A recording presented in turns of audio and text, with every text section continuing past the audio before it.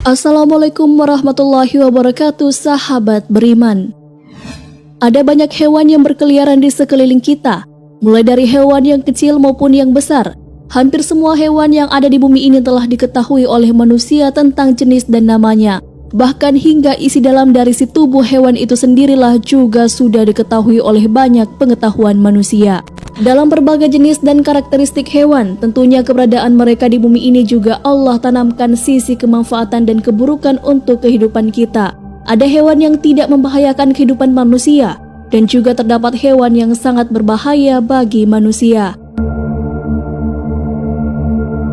Namun dalam hal ini Anda harus tahu faktanya terdapat hewan yang memang perlu diwaspadai dan bahkan pun dianjurkan untuk dibunuh jika berjumpa dengan hewan-hewan yang sangat berbahaya tersebut. Bukan karena alasan keberadaan mereka dapat membahayakan manusia dalam segi gigitan atau gangguannya. Namun kenyataannya hewan ini sesungguhnya merupakan jelmaan dari para jin yang berubah diri atau masuk ke dalam tubuh para hewan tersebut. Itulah sebabnya dalam Islam Rasulullah menganjurkan untuk setiap umatnya jika berjumpa atau bertemu dengan makhluk Allah ini disunnahkan untuk membunuh dan disingkirkan dari tempat kediaman manusia. Dan sekarang apakah Anda tahu binatang apa sajakah yang dimaksud oleh Rasulullah SAW? Jin memanglah salah satu makhluk ciptaan Allah yang telah lama hidup di dunia ini. Bahkan sebelumnya hadirnya manusia, mereka juga diciptakan Allah untuk tinggal di bumi sebagaimana kita. Mengenai bentuk karakter, sifat dan tingkah laku para jin tidaklah jauh berbeda dari apa yang ada pada manusia. Hanya bentuk dan rupa jin sajalah yang menjadi perbedaan dari wujud mereka dengan kita. Maka oleh karena itulah dalam setiap ayat Al-Quran Allah selalu menggandengkan dua makhluk ini dalam setiap penyebutan ayat-ayatnya. Sesungguhnya kami jadikan untuk isi neraka jahanam kebanyakan dari jin dan manusia. Mereka mempunyai hati tetapi tidak dipergunakannya untuk memahami ayat-ayat Allah. Dan mereka mempunyai mata tetapi tidak dipergunakannya untuk melihat tanda-tanda kekuasaan Allah. Dan mereka mempunyai telinga tetapi tidak dipergunakannya untuk mendengar ayat-ayat Allah. Mereka itu sebagai binatang ternak, bahkan mereka lebih sesat lagi. Mereka itulah orang-orang yang lalai. Quran Surah Al-A'raf ayat 179. Sudah jelaslah dari ayat yang telah dicantumkan bahwa manusia dan jin adalah dua makhluk sama yang tidak jauh berbeda dalam menjalani tuntunan Allah di bumi ini. Keduanya akan menerima kenikmatan jika mereka mau beribadah kepada Allah dan demikian juga sebaliknya.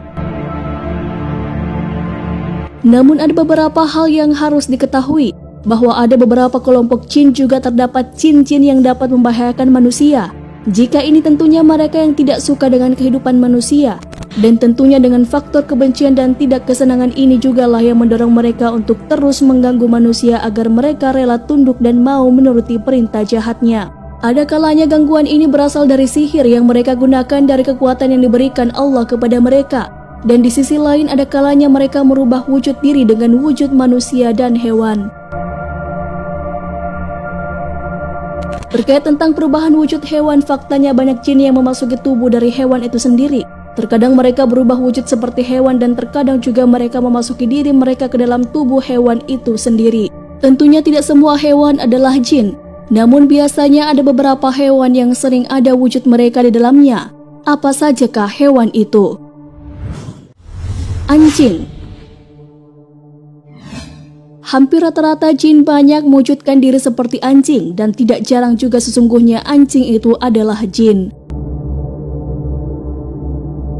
Namun tidaklah semua anjing adalah jin, akan tetapi terdapat beberapa jenis anjing yang sudah pasti adalah jin. Jenis anjing ini biasanya mereka berwarna hitam legam dengan dua bulatan putih di atas dua matanya. Demikianlah yang dijelaskan oleh jin muslim yang berasal dari India bernama Mustafa. Jin ini memberi pengakuan sebagai berikut. Secara keseluruhan ia merupakan himpunan dari salah satu jenis jin. Akan tetapi yang berwarna hitam legam dengan dua bulatan putih di atas dua matanya adalah jin sangat jahat yang boleh dibunuh. Kalau engkau melihat anjing seperti itu, jangan kau biarkan, bunuh saja. Berkenaan hal ini Rasulullah dalam sebuah hadis yang diriwayatkan dari Ibnu Az-Zubair dari Jabir bin Abdullah berkata, Rasulullah SAW memerintahkan kami untuk membunuh anjing. Sampai-sampai ada seorang wanita yang datang dari dusun dengan membawa anjingnya yang kemudian kami bunuh. Kemudian Nabi SAW melarang kami membunuh anjing seraya mengatakan, bunuhlah yang hitam legam dengan 2 titik putih di atas matanya, sebab dia adalah setan. Hadis ini ditakhrij oleh Muslim dan Sahihnya. Hadis ini merupakan dalil bagi perintah membunuh anjing secara umum. Kemudian perintah ini dihapus dan dikhususkan pada anjing hitam legam karena ia adalah setan. Imam An-Nawawi mengatakan, makna al-bahim yang terdapat dalam hadis tersebut adalah hitam legam, sedangkan 2 titik adalah titik putih yang berada di atas kedua matanya dan itu mudah diketahui. Diriwayatkan oleh Abdul bin As-Samit dari Abu Dzar bahwasanya Rasulullah SAW berkata, bila salah seorang di antara kalian berdiri untuk sholat, maka hendaknya dia membuat penghalang yang merupakan tanda bagi orang yang lewat. Sebab kalau dia tidak membuat tanda seperti itu, maka salatnya pasti akan diputuskan atau diganggu oleh keledai, kaum wanita, dan anjing hitam. Saya bertanya kepada Abu Dzar bagaimana halnya dengan anjing hitam dibandingkan dengan anjing merah dan coklat. Abu Dzar menjawab, wahai anak saudaraku, aku pernah bertanya kepada Rasulullah persis pertanyaanmu, dan beliau menjawab, anjing hitam adalah setan.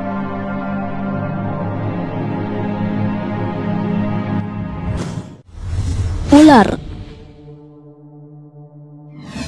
Seperti mana anjing sebelumnya, ular juga hewan yang sering dijadikan jelmaan paling sering para jin untuk mengubah diri mereka, dan tidak jarang juga jin sering memasuki tubuh ular sebagai media tempat tinggal mereka.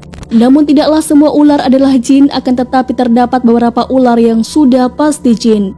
Ular yang dimaksud di sini adalah ular yang dalam bahasa hadis disebut al-abtar dan zultifyatain.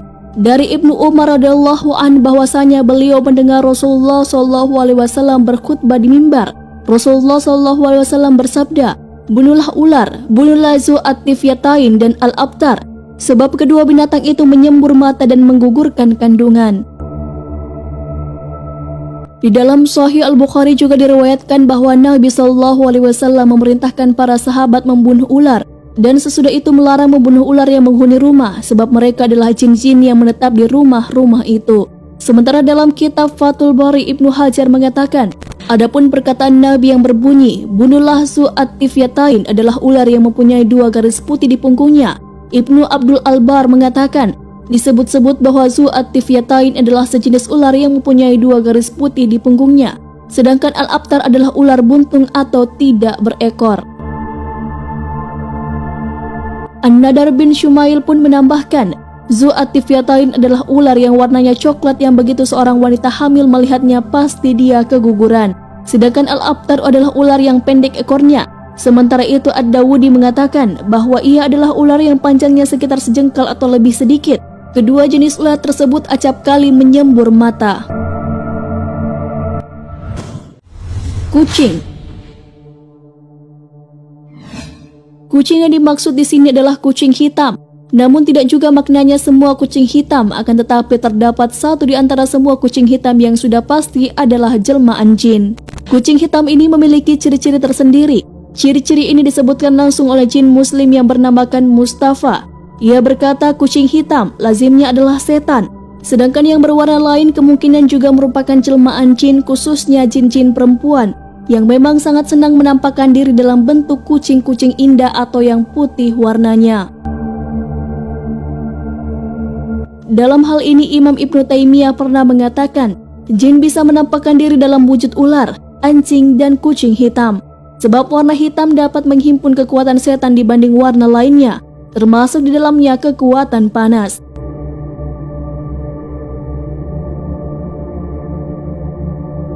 Wallahu a'lam bishawab.